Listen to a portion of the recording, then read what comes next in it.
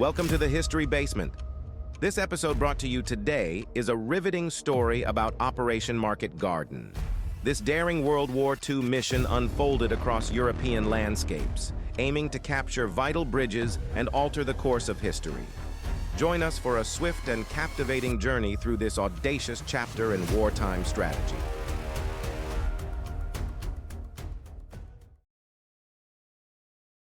In August 1944, following the Allied breakout from Normandy and the closure of the Falaise Pocket, the Allied armies pursued the retreating German army, expelling it from nearly all of France and Belgium.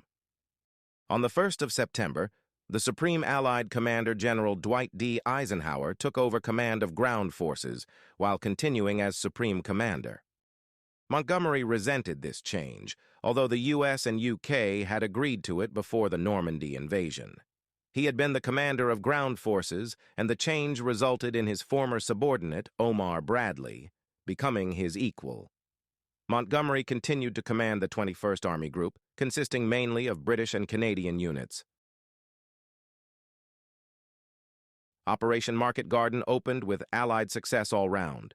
In the first landing, almost all troops arrived on top of their drop zones without incident. In the 82nd Airborne Division, 89% of troops landed on or within 1,000 meters of their drop zones, and 84% of gliders landed on or within 1,000 meters of their landing zones. This contrasted with previous operations where night drops had resulted in units being scattered by up to 19 kilometers. Losses to enemy aircraft and flak were light. German flak was described in reports as heavy but inaccurate. By the end of the first day, all water crossings were 100% in Allied hands, or German troops prevented from using the crossings, except for the large Nijmegen Bridge. In the south, the 101st met little resistance and captured 4 of 5 bridges assigned to them. After a brief delay caused by 4 88mm guns and a machine gun post, the bridge at Sun was blown up by the Germans on approach. Later that day, several small attacks by the German 59th Infantry Division were beaten off. Small units of the 101st moved south of Son towards Eindhoven. Later that day, they made contact with German forces. Elements of the 44th Royal Tank Regiment, who were advancing in the 8th Corps sector, assisted the 101st. To their north, the 82nd arrived with a small group dropped near Graves, securing the bridge. They also succeeded in capturing one of the vitally important bridges over the Maas-Waal Canal, the Lock Bridge at Humen. The 82nd concentrated their efforts to seize the Groesbeek Heights instead of capturing their prime objective, the Nijmegen Bridge. The capture of the Groesbeek Heights was to set up a blocking position on the high ground to prevent a German attack out of the nearby Clever Reichswald and to deny the heights to German artillery observers. Browning, the commander of the 1st Airborne Army, agreed with the assertions of Gavin, the commander of the 82nd, that Groesbeek Heights were the priority. Gavin wanted to occupy the Grave and the Canal bridges before Nijmegen Bridge. He would attempt to seize the Nijmegen Bridge only when these were secure, thus releasing troops for Nijmegen. Before the operation on the 15th of September, Gavin verbally ordered Colonel Lindquist of the 508th Parachute Infantry Regiment to send a battalion to the Nijmegen Bridge after landing. He had decided that there were enough troops for the other objectives. Lindquist later said he understood he should send a battalion after his regiment had completed their earlier assigned targets. Lindquist's battalion approached the bridge that evening, delaying the seizure of the bridge. The battalion was stopped by a SS unit that had driven south from Arnhem. A part of the SS unit returned to Arnhem but found the northern end of the Arnhem Bridge occupied by the British 1st Airborne. In an attempt to cross the bridge, most of the SS unit was killed, including the commander. The 508th was tasked with taking the 600-meter-long Nijmegen Highway Bridge if possible, but because of miscommunication, they did not start until late in the day. General Gavin's orders to Colonel Lindquist of the 508th were to move without delay onto the Nijmegen Road Bridge. Lindquist's regiment started jumping around 1:30 p.m. with 1,922 men. The jump was perfect with the regiment 90% assembled by 3 p.m. The commander of 3rd Battalion wrote later that, "We could not have landed better under any circumstances." The 508th was still sitting around when Gavin asked them at 6 p.m. if they had got to the bridge yet. They faced the same disadvantage as the British at Arnhem in dropping many miles from their objective. If they had attacked earlier, they would have faced only a dozen German bridge guards. By the time the 508th attacked, troops of the 10th SS Reconnaissance Battalion were arriving. The attack failed, leaving the Nijmegen Bridge in German hands. Capturing this bridge was vital.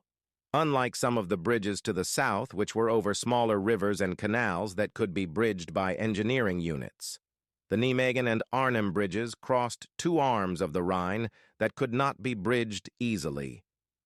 If either of the Nijmegen or Arnhem bridges were not captured and held, the advance of the Corps would be blocked, and Operation Market Garden would fail. The 1st Airborne Division landed at 1:30 p.m. without serious incident, but problems associated with the poor plan began soon after. Only half of the division arrived with the first lift, and only half of these, 1st Parachute Brigade, could advance on the bridge.